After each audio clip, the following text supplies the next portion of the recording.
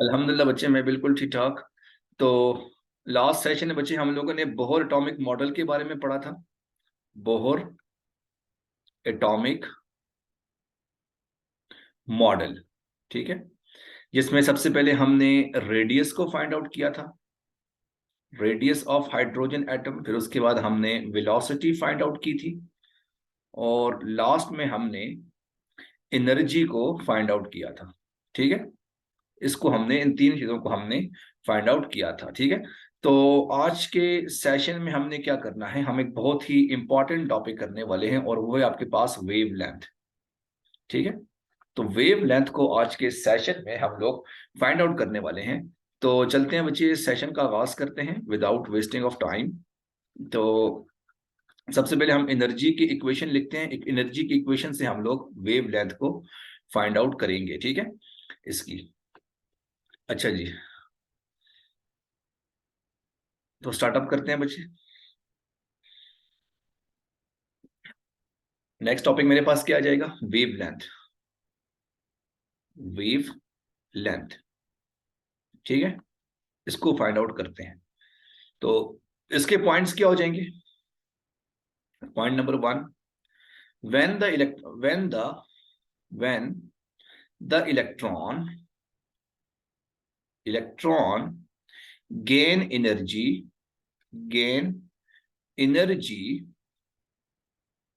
it will move from lower energy state, from lower energy state lower energy state to higher energy state, higher energy state। ठीक है, जब आपके पास electron energy को gain करेगा तो वो मूव करेगा फ्रॉम लोअर एनर्जी स्टेट से हायर एनर्जी स्टेट की तरफ आपके पास मूव करेगा। ठीक है, similarly energy will be emitted, energy will be emitted when the electron jump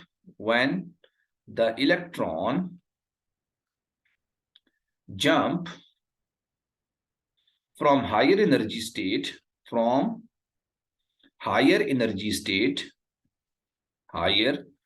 energy state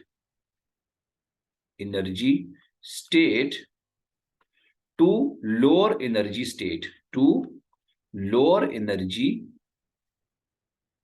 state, ठीक है, यानी जब आपके पास इलेक्ट्रॉन हायर एनर्जी स्टेट से लोअर एनर्जी स्टेट पे जंप करेगा तो वो आपके पास एनर्जी को एमिट करेगा। अगर डायग्राम की फॉर्म में इसको ड्रॉ करो तो वही मेरे पास ये ग्राउंड स्टेट आ गया 1, ये दूसरी स्टेट आ गई 2, ये तीसरी स्टेट आ जाएगी 3, चौथी स्टेट, और ये पांचवी स्टेट है मेरे पास हाइड्रोजन एटम की। ठीक है, तो वालेकुम अस्सलाम, वेलकम।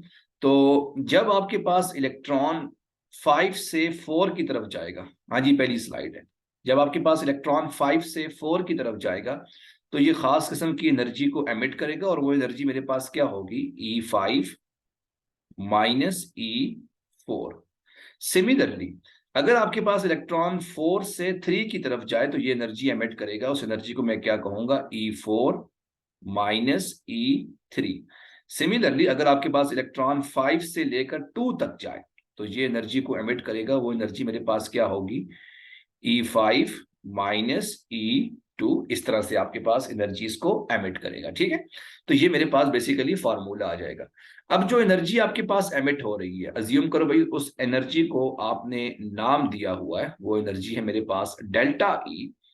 तो डेल्टा ई मेरे पास किसके इक्वल है, ई फाइनल माइनस ई इनिशियल। ठीक है, तो ये मेरे पास जो है वो ई फाइनल और ई इनिशियल मेरे पास एनर्जी जो डेल्टा ई इसके इक्वल आ जाएगी। ठीक है, और आप सबको पता है भाई कि एनर्जी बेसिकली मेरे पास इक्वल थी, और वो आपके पास किसके इक्वल थी, minus E naught divided by N का स्क्वायर। ठीक है, तो ये मेरे पास बेसिकली एनर्जी थी।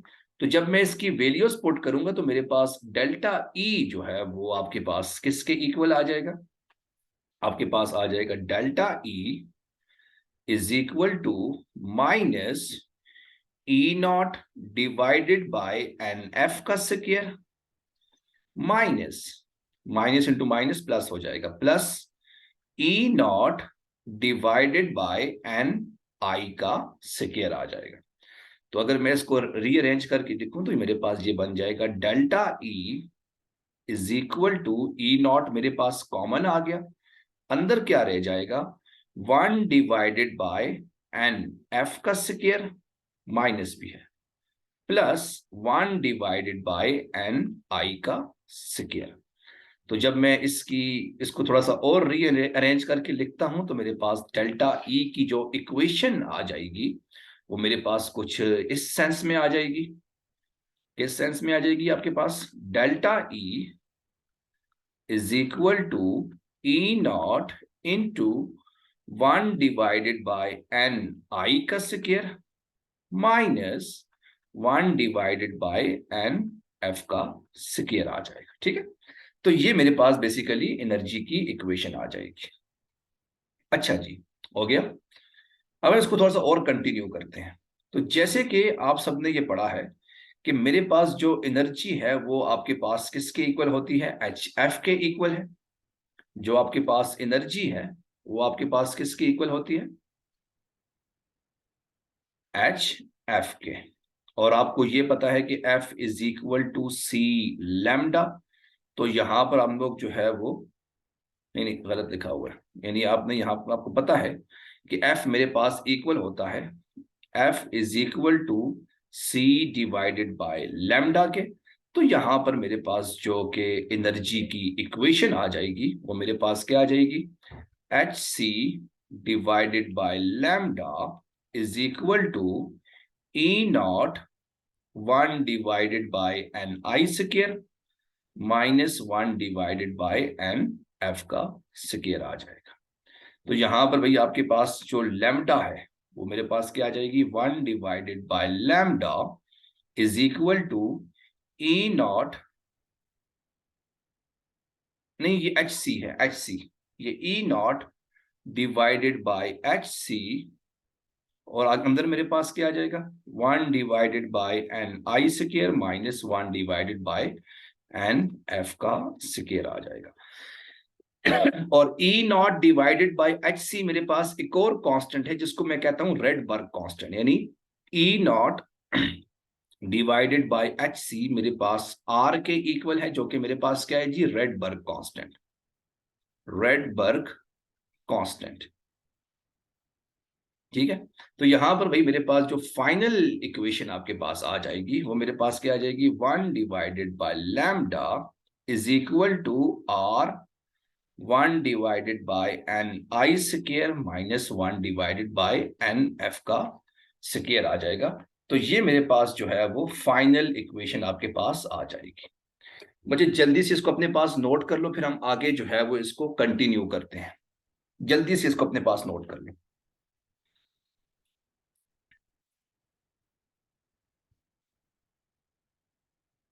हो गया? डन। अच्छा जी, यहां यहां तक आपके पास बेसिक्स थी। अब हम इसके कुछ क्वेश्चंस की तरफ चलते हैं। ठीक है, इसके कुछ सवाल हैं उसकी तरफ हम लोग ज्यादा फोकस करेंगे क्योंकि ये सवाल आपसे वो एनएमडीकेट वाला पूछता है। ठीक है, अब आगे मेरे पास क्या आ जाएगा? Energy spectrum, energy spectrums. अच्छा जी,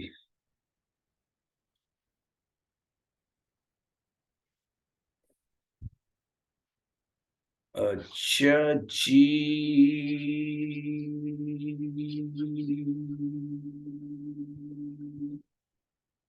अच्छा चलता हूँ दुआओं में याद रखना, मेरे दिल का बड़ा ख्याल रखना। अच्छा जी, आगे चलते हैं। तो आगे मेरे पास क्या आ जाएगा? Energy spectrum, energy spectrum.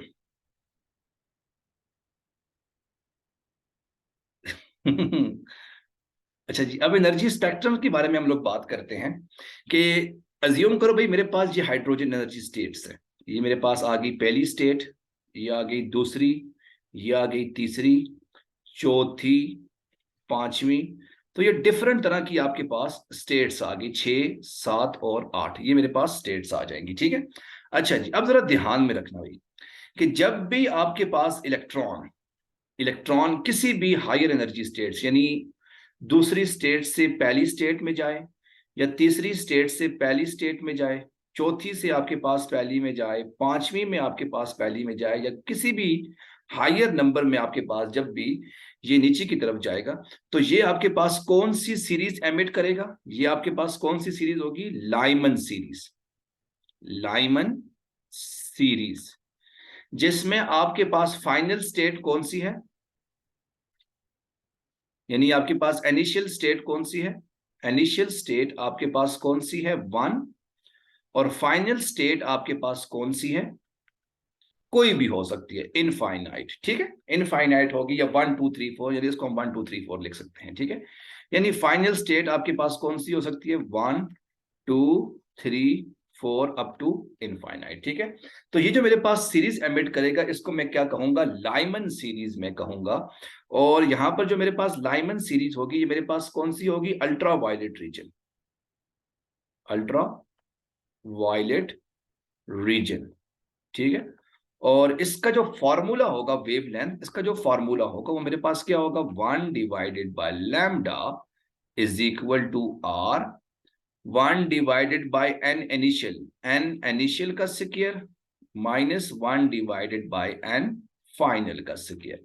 तो वैल्यूज पुट करो, तो 1 divided by lambda is equal to R, 1 divided by initial मेरे पास क्या है जी? 1, तो यानी मेरे पास 1 का square minus 1 divided by N F का स्क्वायर आ जाएगा। ठीक है, तो ये मेरे पास जो है वो लाइमन सीरीज की जो है वो वेवलेंथ आ जाएगी।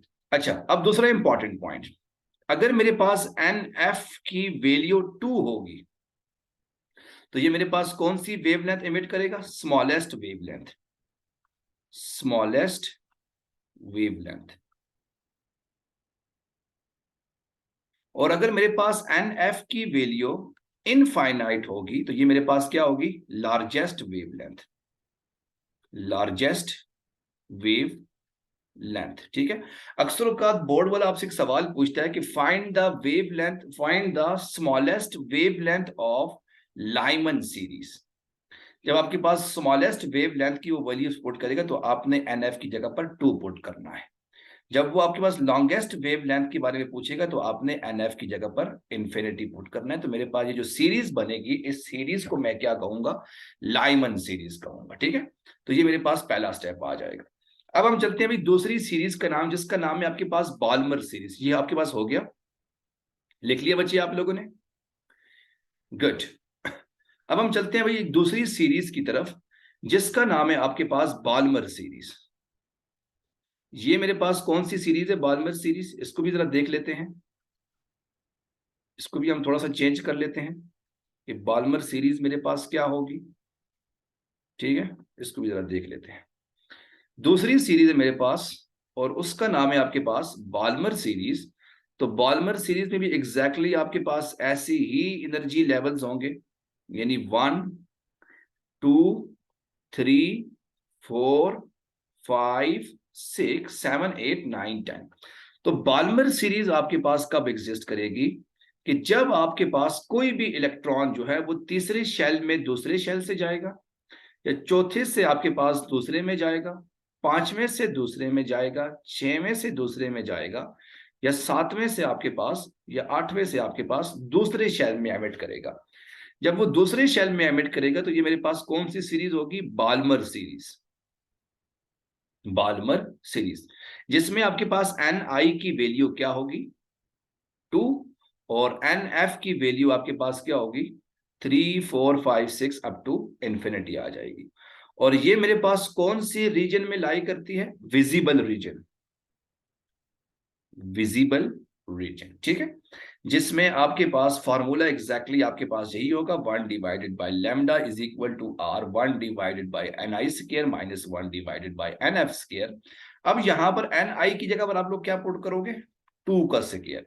और -1 डिवाइडेड बाय एन एफ का स्क्वायर। यहां पर आपके पास अगर स्मॉलेस्ट वेव लेंथ की बात की जाए तो आपके पास एन एफ की वैल्यू क्या होगी 3, और लार्जेस्ट वेव लेंथ में आपके पास एन एफ की वैल्यू इन्फिनिटी होगी। ठीक है,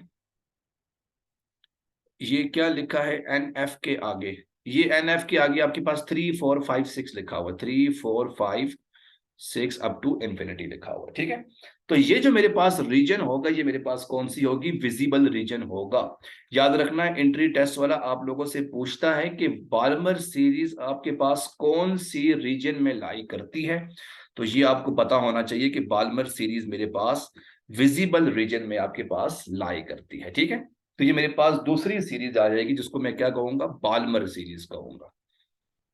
सिमिलरली तीसरी सीरीज का नाम है आपके पास लाइमन बाल्मर पास्कन। तीसरी सीरीज का आपका नाम के पास क्या आ गया जी, पास्कन सीरीज। अब पास्कन सीरीज में आपके पास क्या होगा, जरा ध्यान से देखो, पास्कन सीरीज में आपके पास इलेक्ट्रॉन कहां पे लाई करेगा, तीसरी सीरीज कौन सी है मेरे पास, पास्कन सीरीज। तो पास्कन सीरीज में आपके पास इलेक्ट्रॉन थर्ड रीजन में लाई करेगा, दूसरे में नहीं बल्कि तीसरे में आपके पास वो लाई करेगा। यानी आपके पास N1 की वैल्यू क्या आ जाएगी 3, और NF की वैल्यू आपके पास क्या होगी 4 5 6 7 अप टू इन्फिनिटी। ठीक है, और पास्कल सीरीज मेरे पास कौन सी रीजन की होती है, इंफ्रारेड रीजन की होती है, इंफ्रारेड रीजन। और ऑब्वियसली पास्कल सीरीज में आपके पास यही फार्मूला है Ni स्क्वायर माइनस NF का स्क्वायर, तो मेरे पास Ni की जगह पर आ जाएगा 3 का स्क्वायर और NF की जगह पर NF स्क्वायर। तो यहां पर आपने NF की वैल्यू क्या पुट करनी है 4। ठीक है, फॉर स्मॉलेस्ट वेव लेंथ के लिए आपने NF की वैल्यू 4, और एन लार्जेस्ट वेव लेंथ के लिए आपके पास NF की वैल्यू 5 आ जाएगी। तो ये मेरे पास एक हाइड्रोजन एटम की तीसरी सीरीज आ जाएगी जिसको आप लोगों ने क्या नाम दिया, पास्कल सीरीज। और इसके बाद एक और सीरीज है जिसका नाम है जी ब्रैकेट सीरीज।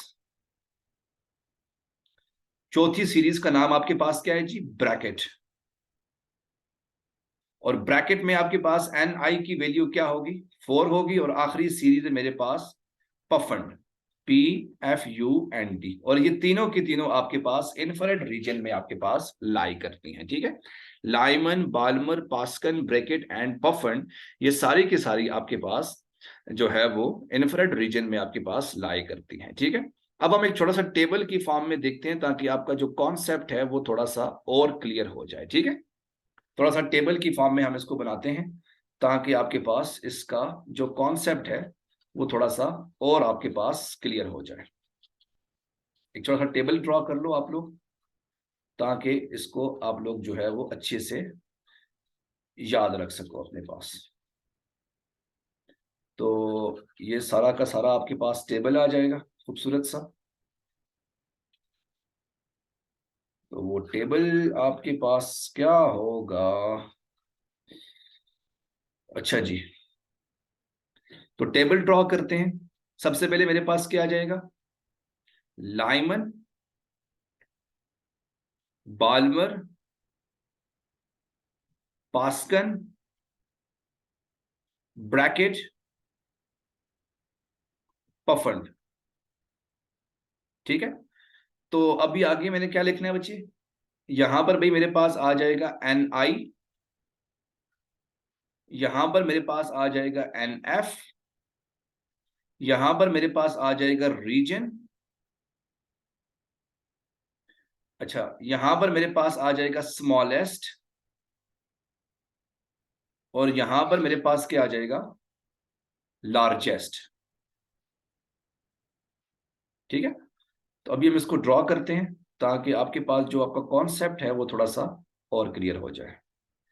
1 2 3, 1 2 3 4 और ये 5 आ जाएगा। ठीक है, थोड़ा सा आगे पीछे हो जाएगा। ठीक है, तो पहला मेरे पास क्या आ जाएगा, लाइमन। लाइमन में आपके पास N1 की वैल्यू क्या होगी 1, और NF की वैल्यू क्या होगी 2 3 4 अप टू इन्फिनिटी। ये कौन सी रीजन में आती है आपके पास? Ultra violet. स्मॉलेस्ट वेवलेंथ आपके पास एन एफ क्या होगा?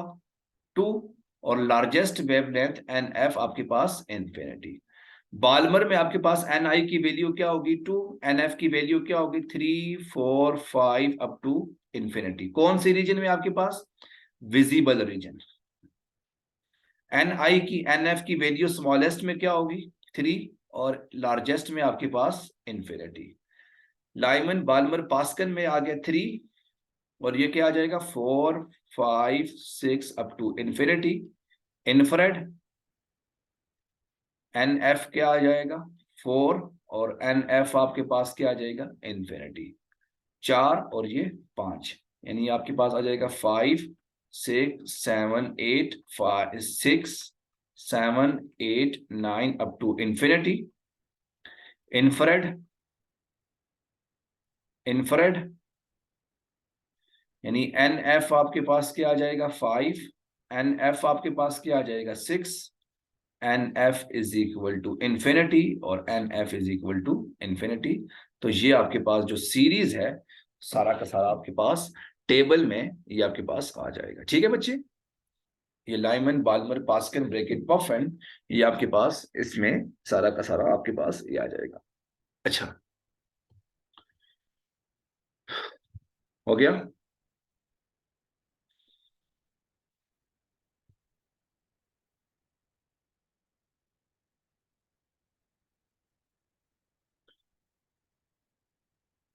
गुड। तभी टेबल बनाया ताकि आप लोगों को अच्छे से समझ आ जाए।